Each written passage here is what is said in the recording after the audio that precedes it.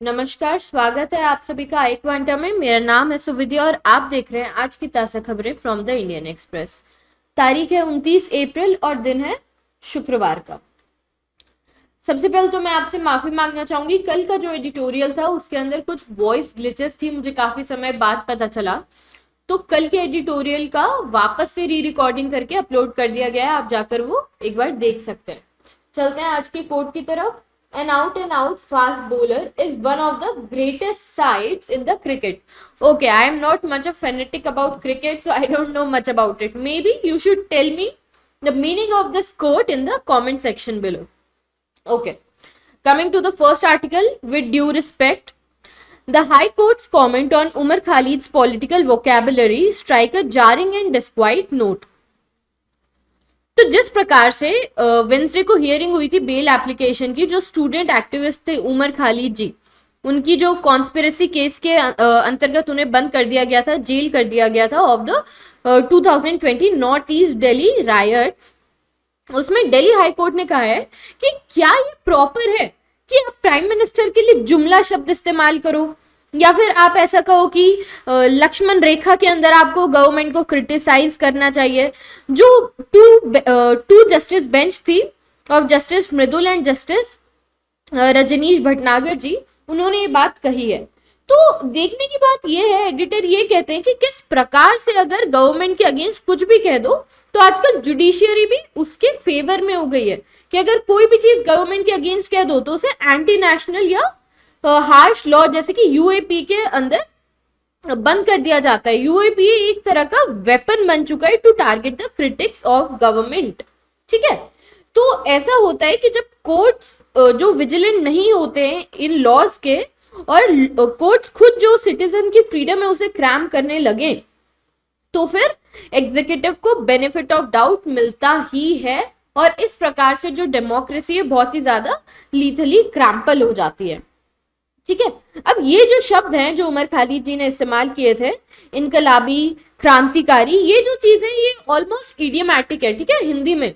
और ये ऐसा कुछ नहीं है कि जिसके लिए आप कहो कि आपको लक्ष्मण रेखा में रहना चाहिए। It's just like a poematic word. ठीक है, तो दिल्ली रायट केस में जब वो एंटी सीए एनआरसी प्रोटेस्ट कर रहे थे, जिसमें खालिद ने भी पार्टिसिपेट किया था, और उसके बाद कम्युनल वायलेंस ब्रोक हो गया था जिसमें 53 लोगों की डेथ हुई थी। तो अगर उमर खालिद को इस बात के लिए सजा दे दी जाती है कि जस्ट बिकॉज उन्होंने एक स्पीच दी थी जिसमें इनकलाबी और क्रांतिकारी शब्द था, जिसके लिए उन्हें लक्ष्मण रेखा खींचनी चाहिए, ऐसे शब्द नहीं कहने चाहिए, तो ये तो बिल्कुल उस प्रकार की बात हो गई कि आप जो फ्रीडम ऑफ स्पीच है वो ही कर्ब करे जा रहे हैं। ऐसा तो नहीं कि उन्होंने कुछ भारत छोड़ो या भारत से चले जाओ ऐसे कुछ शब्द कहे हो, या भारत माता के अगेंस्ट कुछ कहा हो। ठीक है, तो ये जो पीसफुल प्रोटेस्ट, ये लॉ एंड ऑर्डर, ये सिक्योरिटी ऑफ स्टेट या टेरर के कहकर जो कोर्ट की वार्निंग होती है, ये जो चीज है एक फ्रीडम ऑफ स्पीच को कर्ब करती है, और जो constitutionally guaranteed right to protest है उसको टेररिस्ट एक्टिविटी कहकर ब्लर कर दिया जाता है। और इस प्रकार से अगर होता रहा तो ये डेमोक्रेसी के लिए एक बहुत ही दुखद दिन होगा। ठीक है, तो जो एडिटर है वो इस बात को कहते हैं कि ये जो चीजें कोर्ट को एटलीस्ट नॉन बायस्ड होकर इन चीजों में जो जस्टिस है ये जो भी चीजें हियरिंग करना चाहिए। ऐसा नहीं कि जस्ट बिकॉज एग्जीक्यूटिव जो पावर में है आप उनके अंदर दब जाओ और आप लोगों की स्पीच को ही कर्ब करने लगो। आपके पास ये कोई ना अथॉरिटी है, ना ही आपका कर्तव्य है कि आप बताना कि लोगों को किस प्रकार से बात करनी चाहिए, कि आप लोगों को बताओ कि लक्ष्मण रेखा क्या होती है क्रिटिसाइज करने की गवर्नमेंट को।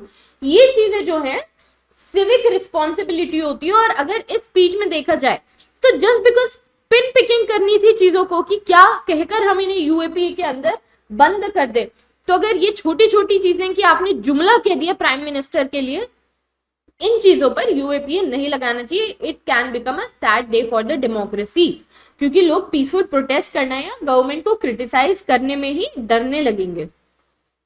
नेक्स्ट आर्टिकल है वॉर रन्स थ्रू इट। तो जो रशिया यूक्रेन कॉन्फ्लिक्ट हुआ है उसकी वजह से यूनियन बजट जो अभी 2022 और 23 का था उसके अंदर बहुत सारे कॉम्प्लिकेशंस हो सकते हैं फिस्कल मैनेजमेंट में। तो जो मदन सबनविस ये जिनने लिखा है, जो एडिटर है इस आर्टिकल के, वो कहते हैं कि जिस प्रकार यूनियन बजट 2022-23 में बहुत ज्यादा अटेंशन इस चीज पर दिया गया था कि किस प्रकार से फिस्कल मैनेजमेंट होगा, ग्रोथ जो पोस्ट पैंडेमिक रिकवरी 11% से ग्रोथ जीडीपी की होने वाली है, इकोनॉमी नहीं जीडीपी की 11% से ग्रोथ होने वाली है। अब रशिया यूक्रेन कॉन्फ्लिक्ट के बाद ये चीज जो है थोड़ी अंडरमाइन होती दिख रही है, क्योंकि बहुत ज्यादा इन्फ्लेशन भी बढ़ चुका है, ठीक है, और बहुत ज्यादा स्पेक्यूलेशंस भी हैं कि जो कंडीशंस इवॉल्व हो रही है उसके बाद एटलीस्ट इस फिस्कल के अंदर जो प्रोजेक्टेड ग्रोथ थी उसे अचीव कर पाना थोड़ा मुश्किल होगा। जिस प्रकार आरबीआई ने भी अपना जो टारगेट था उसे स्केल डाउन कर दिया है 7.2% पर, ठीक है। तो बजट पहले से कंजर्वेटिव होता है, ठीक है, और उसके अंदर हमने 11.1% अगर ग्रोथ को एस्टिमेट किया है तो वो किस बेसिस पर करते हैं, वो रेवेन्यू कलेक्शन टारगेट पर करते हैं। वैसे एक खुशी की बात ये कि अगर देखा जाए तो पिछली बार का एस्टिमेट था 22 लाख करोड़ रुपए का, लेकिन जो कलेक्शन हुए थे 25 लाख करोड़ रुपए के हुए थे, ठीक है। तो ये जो है 2-2.5 लाख करोड़ का एक्स्ट्रा कलेक्शन हुआ था। तो ये जो 1% पॉइंट है ये हमें एक बायंसी दे देता है कि इस बार भी जो है जीडीपी जितनी कम हो सकती है उतनी नहीं, उससे लेकिन थोड़ी बेहतर होगी। डेफिनेटली 11.1% पे तो नहीं, लेकिन इतनी भी खराबी नहीं होगी। और इसमें जो मैक्सिमम रेवेन्यू आता है वो आता है इनडायरेक्ट टैक्स कलेक्शन से, ठीक है, जीएसटी कलेक्शन, कॉर्पोरेट टैक्स और कस्टम से। अब देखो, अब इस बार जो है अगर इंपोर्ट ही कम होगा तो कस्टम ड्यूटी भी कम होगी, कस्टम ड्यूटी कम होगी, फिर जो कॉर्पोरेट टैक्स है वो भी कम आएगा, और लोगों के पास पैसा नहीं होगा तो जीएसटी कलेक्शन में भी कमी आ जाएगी, जिस वजह से जो पूरी इकोनॉमी है थोड़ी सी कमी पर आ जाएगी। जीडीपी कम इस बार की जितनी प्रोजेक्टेड है उससे कलेक्ट होगी और उतनी होगी, ठीक है। अब जो लोग हैं उनकी इनकम ही अगर कम होगी तो डेफिनेटली चीजें उनके लिए एक्सपेंसिव हो जाएगी, वो कम खर्च कर पाएंगे, और जो बेसिक नेसेसिटीज है सिर्फ उन्हीं में खर्च करेंगे, ठीक है। अब इसके बाद उसी समय पर जो गवर्नमेंट है वो वॉचफुल होनी चाहिए एक्साइज कलेक्शन के लिए, क्योंकि जिस प्रकार से अगर जो अभी क्रूड ऑयल का रेट बढ़ा है, अगर $100 to $120 पर बैरल ही रहता है तो एक permanent increase in the price हो जाएगा, और permanent increase in the price of petrol की वजह से जो फ्रिगेट रेट है वो भी परमानेंटली इंक्रीज हो जाएंगे, जिसकी वजह से ये एक प्रकार का सेकेंडरी इंपैक्ट देगा इन्फ्लेशन पर। कैसे? फ्रिगेट प्राइस अगर इंक्रीज हो जाएंगे, गुड्स के ट्रांसपोर्टेशन के प्राइस मतलब अगर इंक्रीज हो जाते हैं तो गुड्स के भी प्राइस बढ़ेंगे, क्योंकि जो फाइनल प्राइस होता है सारी चीजों को मिलाकर ही होता है। अब जो है जो रेवेन्यू साइड की अगर हम बात करें तो गवर्नमेंट ने ये कहा था कि इस बार एलआईसी का डिसइन्वेस्टमेंट होगा, उससे हमें इतने पैसे मिलेंगे, लेकिन जो एलआईसी का डिसइन्वेस्टमेंट है वो भी कंपैरेटिवली अब थोड़ा कम हो रहा है। ऑलमोस्ट 21,000 करोड़ रुपए जो है उससे कम हो रहा है एलआईसी का डिसइन्वेस्टमेंट, क्योंकि एक क्राइसिस बीच में आ गया था रशिया और यूक्रेन का। और उसके अलावा जो दूसरे डिसइन्वेस्टमेंट है उनको भी वापस से कंसिडर करने की जरूरत है। तीसरी चीज, अगर एग्रीकल्चर सेक्टर की बात करें, जो फर्टिलाइजर सब्सिडी है उन पर भी ध्यान देना होगा, ज्यादा सब्सिडी देनी होगी, क्योंकि फर्टिलाइजर के प्राइस भी इंक्रीज होने वाले हैं। क्यों इंक्रीज होने वाले हैं? क्योंकि जो मैक्सिमम फर्टिलाइजर इंपोर्ट होता है not just in India but the whole world, वो कहाँ से आता है? वो रशिया से आता है। और क्योंकि ऑनगोइंग क्राइसिस चल रहा है तो वहां से जो फर्टिलाइजर्स आएंगे वो भी कंपैरेटिवली थोड़े से एक्सपेंसिव होंगे। पहली चीज तो फर्टिलाइजर ही एक्सपेंसिव होंगे। दूसरी, जो नेचुरल गैस आती है जिससे फर्टिलाइजर बनते हैं वो भी रशिया से आती है, तो और ज्यादा एक्सपेंसिव होने के आसार हैं। तो जो बजटेड अमाउंट था 1.05 लाख करोड़ का, वो है रिविजिट करने की जरूरत अभी।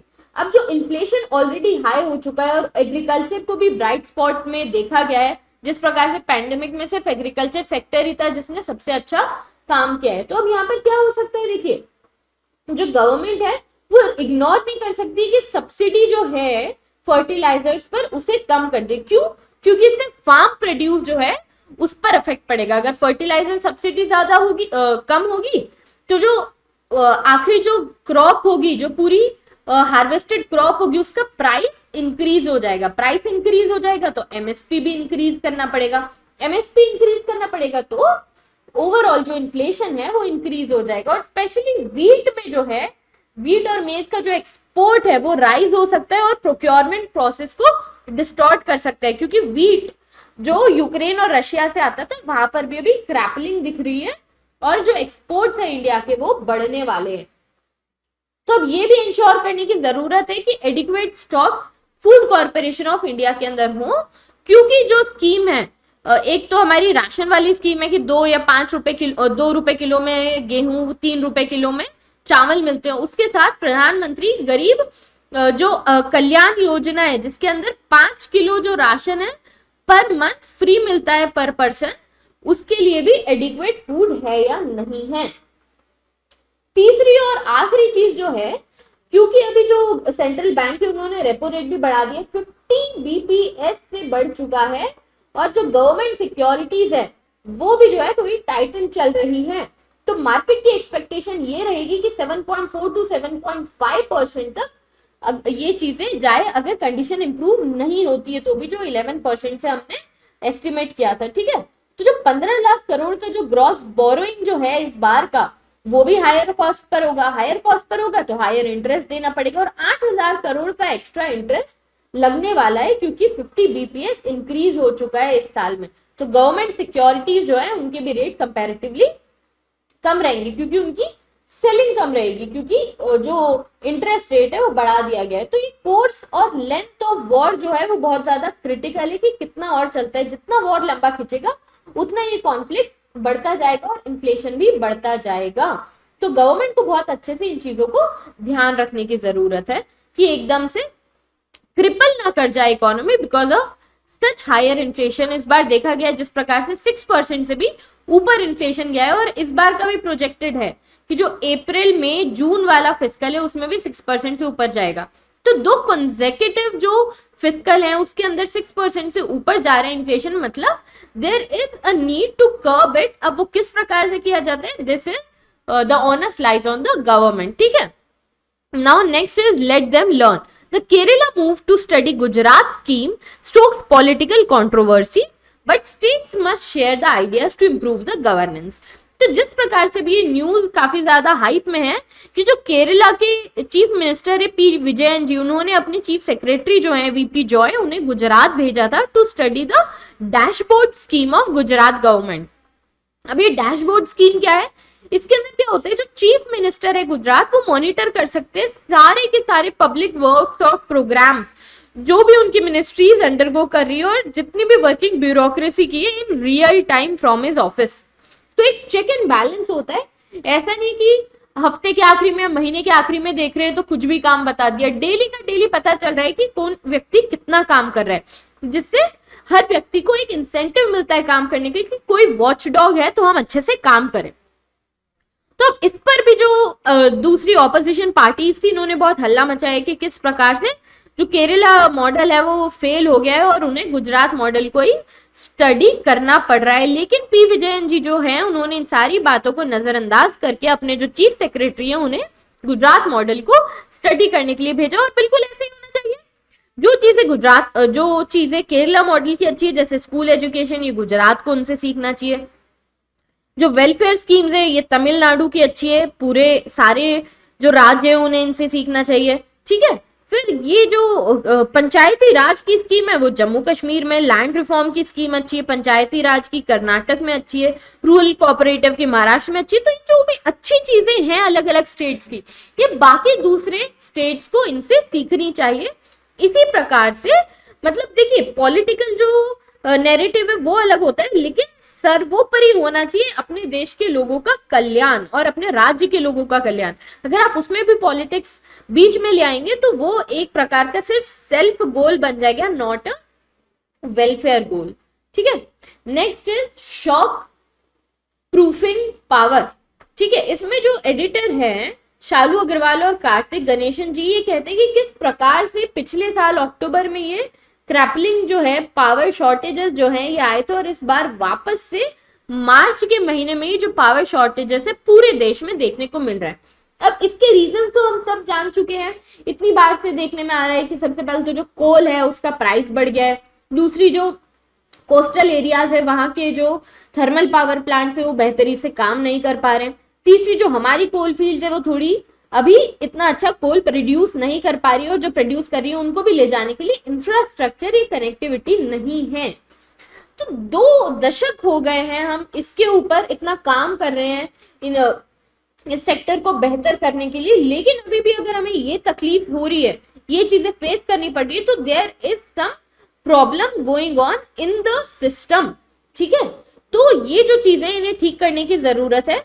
देखा गया कि किस प्रकार से पिछले फिस्कल से 35% हायर कॉस्ट पर कोल मिल रहा है, और जो स्टेट्स है जैसे गुजरात और आंध्र प्रदेश वो हायर रेट पर अब जो कोल है वो खरीदने की बात कर रहे हैं। ठीक है, कोल और जो इलेक्ट्रिसिटी हायर रेट्स पर खरीदने की बात कर रहे हैं।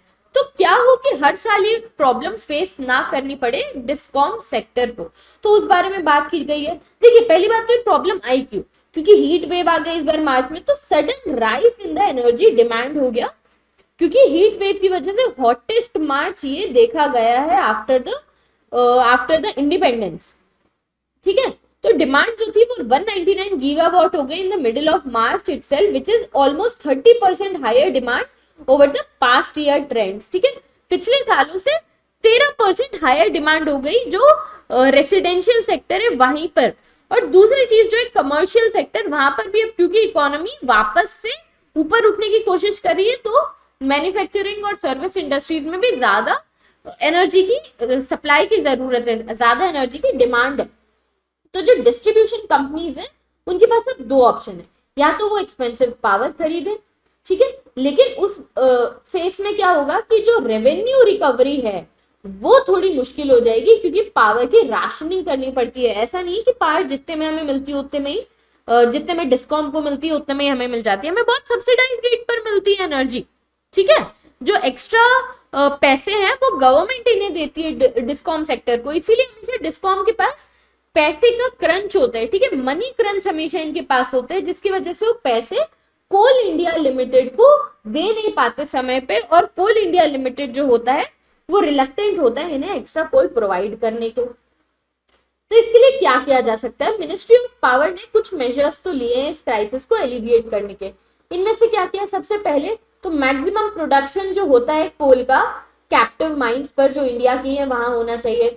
दूसरा, कोल को जो है नॉन पावर सेक्टर में राशनिंग में देना चाहिए, मतलब जो प्राइस कैप है वो 12 पर यूनिट ऑफ इलेक्ट्रिसिटी पर लगा देना चाहिए। मतलब ऐसा भी नहीं हो कि एकदम से जो प्राइस है पावर की वो बहुत ज्यादा बढ़ जाए, 20 से 25 रुपए पर यूनिट हो जाए और वो अनअफोर्डेबल हो जाए फॉर द नॉर्मल पीपल।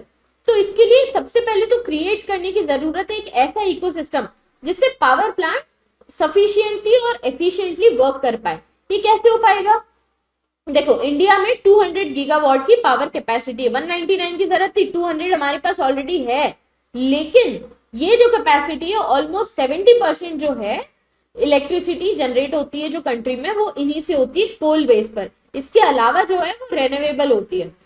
तो इनमें से भी जो इलेक्ट्रिसिटी है मैक्सिमम ओल्ड और इनएफिशिएंट प्लांट्स में हो रही है जहां पर कोल ज्यादा लग रहा है। तो ये जो डिस्ट्रीब्यूशन है कोल का हमें ज्यादा फेवरेबल कर देना चाहिए इन द न्यूअर प्लांट्स, ताकि वहां पर कंपैरेटिवली कम कोल और ज्यादा इलेक्ट्रिसिटी का प्रोडक्शन हो पाए। मतलब प्रायोरिटाइज कर देना चाहिए जो कोल है उसके डिस्पैच को इन द इफिशिएंट प्लांट्स। दूसरी चीज जो है डिस्कॉम को स्मार्ट असेसमेंट करने की एबिलिटी देनी चाहिए कि वो मैनेजमेंट कर पाए डिमांड्स का, कि कितना डिमांड आने वाला है उस हिसाब से इलेक्ट्रिसिटी को प्रोड्यूस कर पाए। तो जो 90% जो पावर है वो प्रोक्योर की जाती है लॉन्ग टर्म कॉन्ट्रैक्ट से, तो डिस्कॉम को बहुत कम इंसेंटिव मिल पाता है डायनामिकली असेस करने का और डिमांड को मैनेज करने का। मतलब ऐसा कह दिया जाता है कि इस साल हमें 200 गीगावाट की जरूरत है, तो अब पावर सेक्टर को पता ही नहीं डिस्कॉम्स को कि हो सकता है कि 250 की जरूरत पड़ जाए, 225 की पड़ जाए, तो उन्हें जो है शॉर्ट टर्म बेसिस पर असेसमेंट करने की पावर और कैपेसिटी देनी चाहिए। और जो इलेक्ट्रिसिटी रेगुलेटर्स हैं उनको एम्पावर करना चाहिए ताकि वो डिस्कॉम लॉसेस को ब्रिंग डाउन कर पाए। जो इलेक्ट्रिसिटी अगर मानो ये लाइन है तो यहाँ बीच बीच में बहुत ज्यादा लॉसेस हो जाते हैं जिससे डिस्कॉम को लॉस होता है। मतलब यहाँ से इलेक्ट्रिसिटी की चोरी हो गई लाइन डालकर, तो ये जो डिस्कॉम है यहाँ पर तो इतनी यूनिट पहुंच रही, यहाँ से इन्होंने दी 100 यूनिट, यहाँ पहुंच रही है 20 यूनिट, तो ये तो 20 यूनिट के पैसे ले पाएंगे, 80 यूनिट अगर बीच की चली गई तो इसके पैसे कौन देगा, तो प्रॉफिटेबल ही नहीं रह पाता डिस्कॉम के लिए। तो इलेक्ट्रिसिटी रेगुलेटर्स को ये जो लॉसेस हैं इन्हें ब्रिंग डाउन करने के लिए एम्पावर करना चाहिए। जैसे देखा जाए तो अभी भी जो इलेक्टोरल ये जो सेक्टर है इलेक्ट्रिसिटी वाला, यहाँ पर 21% का लॉस देखने मिलता है 2019-20 में, जिसमें ऑपरेशनल इनएफिशिएंसी भी है और पुअर रिकवरी ऑफ ड्यूज भी है, मतलब लोग पैसे ही नहीं देते हैं, और जो स्टेट गवर्नमेंट है म्यूनिसिपल बॉडी है उनके पैसे लेट आते हैं, तो इस वजह से वो कोल इंडिया को भी दे नहीं पाते हैं, जिस वजह से वापस उन्हें कोल मिलने में तकलीफ आती है। तो ये सारी चीजें जो हैं एक साथ अगर ठीक होगी तो ही डिस्कॉम जो सेक्टर है उसके अंदर रेगुलेशन और एक रेजिलियंस आ पाएगा कि वो ठीक तरीके से अपना काम कर पाए।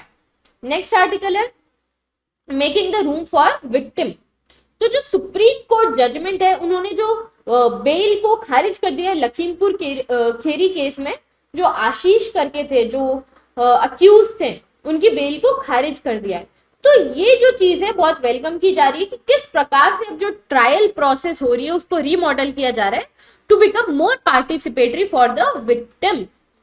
पहले क्या होता था कि जो केस है किसके बीच चल रहा है, एक्यूज और पब्लिक प्रोसिक्यूटर, मतलब जो विक्टिम की तरफ से लॉयर केस लड़ रहा है, तो विक्टिम का तो बीच में कुछ रोल ही नहीं था। ठीक है, अगर कोई नॉन बेलेबल ऑफेंस होता है उसके अंदर भी अगर बेल होती है तो विक्टिम का कोई से नहीं होता था, बेल हो गई तो हो गई। अब जो एक्यूज है वो जाकर टैंपर भी कर सकता था जो एविडेंसेस हैं और धमका सकता था जो विक्टिम है उसको, ये सारी चीजें हो सकती थी। विक्टिम का कोई सही नहीं होता था अगर बेल हो गई तो, और वही अगर पावरफुल पर्सन है तो वो बेल पा जाता था। तो United declaration of basic principles of justice for victim of crime and abuse of power 1985 का जो है ये एक प्रकार से माइलस्टोन देखा गया है विक्टिम्स के लिए in the criminal justice process. इसमें ये बताया गया है कि विक्टिम का जो पार्टिसिपेशन है उसको एक प्रोमिनेंट पोजीशन देनी चाहिए सारे जुरिस्डिक्शंस में, मतलब पूरी ही दुनिया में। ये तो यूनाइटेड नेशंस का चार्टर है, अब पूरी दुनिया में से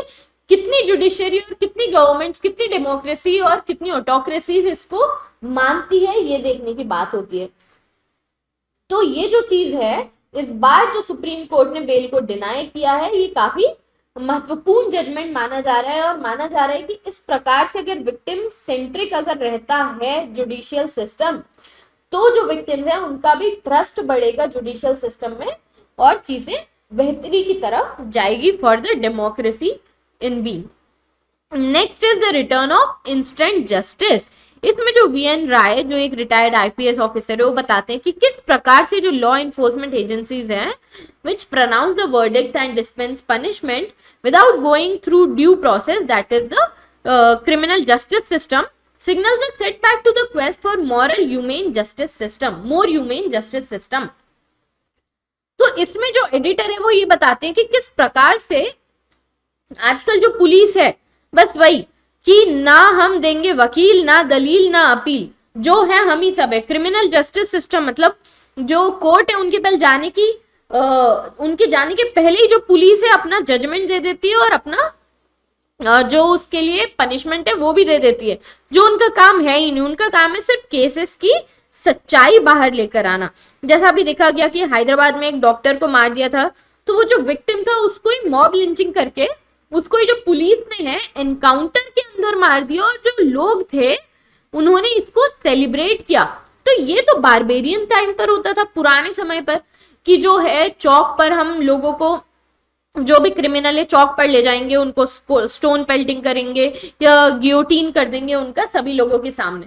तो ये तो हम वापस से बारबेरियनिज्म की तरफ चले गए ना, अगर इस प्रकार से काम चल रहा है कि आपने बिना जस्टिस सिस्टम को फॉलो करे ही खुद ही आपने फैसला सुना दिया और पनिशमेंट भी दे दी। तो ये जो चीज है बहुत ही ज्यादा डिस्टर्बिंग है डेमोक्रेसी के लिए, कि जो लोग हैं उनका भी जो विश्वास है जस्टिस सिस्टम से वो उठता जा रहा है। और इसका रीजन भी क्योंकि बहुत लंबी प्रोसेस हो जाती है। जो फास्ट ट्रैक है, जो चीजों को फास्ट ट्रैक होना चाहिए उसके अंदर भी सालों साल निकल जाते हैं, और लोगों को लगता है यही चीज सही है कि उसी टाइम जो चीज सामने दिख रही है, मॉब लिंचिंग करते हो, स्टोन पेल्टिंग करते हो, पुलिस ही एनकाउंटर कर रही है, वीपी सिंह की जो गवर्नमेंट थी यूपी में उस समय सबसे ज्यादा हुआ था कि एनकाउंटर्स चल रहे हैं, कि पुलिस आ रही है और सीधे जो क्रिमिनल है उसका एनकाउंटर कर दे रही है, और मोस्टली उसमें से फेक एनकाउंटर हो रहे थे, और लोग जो है काफी खुश हो रहे थे कि चलो देखो उसी समय हमारा जस्टिस हो गया। ये तो वो मूवी की तरह हो गया, शहनशाह की हमारा ही अदालत है, हम ही पनिशमेंट देते हैं। ऐसा नहीं होता है इन अ डेमोक्रेसी। जो हमारा इतना ब्यूटीफुली रिटन कॉन्स्टिट्यूशन है उनमें सभी लोगों का, बीट पुलिस, बीट जज, जुडिशरी, सबका कोर्ट, सबका जो जुरिस्डिक्शन है, जबकि जो रोल्स हैं वो अलग अलग बताए गए हैं, लेकिन जो पुलिस है बहुत ज्यादा एनक्रोच करी over the roles of other sectors of democracy. ठीक है, तो ये जो चीज है इसको कर्व करने की जरूरत है, अदरवाइज जो है हम वापस से बारबेरियनिज्म की तरफ चले जाएंगे और जो रूल ऑफ लॉ है वो एक नाइटमेयर ही बन जाएगा। बहुत ज्यादा अच्छी चीज है, ये आर्टिकल पढ़ना चाहिए एक बार। ओपनिंग आर्म्स एंड माइंड्स, मतलब मैं फिर से पुराने आर्टिकल की तरफ जाऊंगी। हमें ये चीज देखनी चाहिए कि जिस प्रकार से हम सेलिब्रेट करें कि अच्छा उसी समय पुलिस ने मार दिया, देखो कितना बढ़िया जस्टिस उसी समय हो गया, but this is not the spirit of democracy. आप फास्ट ट्रैक कोर्ट्स लेकर आइए। कितनी बार ऐसा होता है कि जो पावरफुल पर्सन होते हैं, पावरफुल पर्सन जो थोड़े गरीब लोग होते हैं उन्हें पैसे दे देते हैं और उनके ऊपर सारी चीजें ढोल देते हैं। तो वो व्यक्ति जो है उसने तो अपनी पूरी जिंदगी काट दी इसी चीज के अंदर, जो है स्टोन पेल्टिंग हो गई या उसकी मृत्यु ही हो गई, उसके बाद उसे वापस नहीं लाया जा सकता है। तो एक जो ड्यू प्रोसेस ऑफ लॉ है उसे फॉलो करना बहुत ज्यादा जरूरी है। Opening our arms and minds, the journey to acceptance of people on autism spectrum begins with understanding. इसमें जो एडिटर है चेतना जी वो कहते हैं कि किस प्रकार से जो ऑटिज्म वाले लोग होते हैं उन्हें हीन भावना से ये व्यक्ति अलग है उस प्रकार से देखा जाता है। इसको शॉर्ट में लूंगी मैं। इस आर्टिकल में जो एडिटर है वो कहना चाह रही है कि जो ऑटिज्म वाले लोग होते हैं ऐसा नहीं कि वो अलग है, एक ऑटिज्म वाला पर्सन दूसरे ऑटिज्म वाले पर्सन से या दूसरे न्यूरोटिपिकल एडल्ट जो हैं उनसे अच्छे से बात कर पाता है, लेकिन हम जो है एक नॉर्मल ह्यूमन बीइंग एक ऑटिस्टिक पर्सन से इतने अच्छे से बात नहीं कर पाता है। तो दिक्कत इस चीज में नहीं है कि वो व्यक्ति ऑटिस्टिक है, दिक्कत इस चीज में है कि जो ये सिविल सोसाइटी है वो इतना ज्यादा अपना माइंडसेट ओपन नहीं कर पा रहे हैं कि वो एक स्पेशली एबल्ड पर्सन के साथ बेहतरी से एक सिंक्रोनाइजेशन में रह पाए। देखा जाए तो ऑटिस्टिक एडल्ट्स इतने ब्रिलियंट होते हैं, कितनी बार वो बहुत बेहतर होते हैं दूसरों से बाकी चीजों में, जैसे मैथमेटिक्स या फिर कोई आर्ट में। तो ऐसा नहीं है कि वो एक अंडर परफॉर्मिंग व्यक्ति, और इनफैक्ट अगर है भी तो भी in the spirit of democracy every person of society should come forward together. अगर हम एक भी व्यक्ति को पीछे छोड़ देंगे तो it is not a spirit of a healthy and developed society growing together. उसके लिए सभी व्यक्ति को साथ रहने की जरूरत है। तो this was about today. I hope आपको आज के एडिटोरियल्स पसंद आए होंगे और समझ आए होंगे। अगर आपको ये लेक्चर पसंद आया है तो प्लीज लाइक कीजिए, अपने दोस्तों के साथ शेयर कीजिए और इस चैनल को सब्सक्राइब कीजिए। मिलते हैं कल इसी समय पर। Thank you, have a nice day. जय हिंद, जय भारत।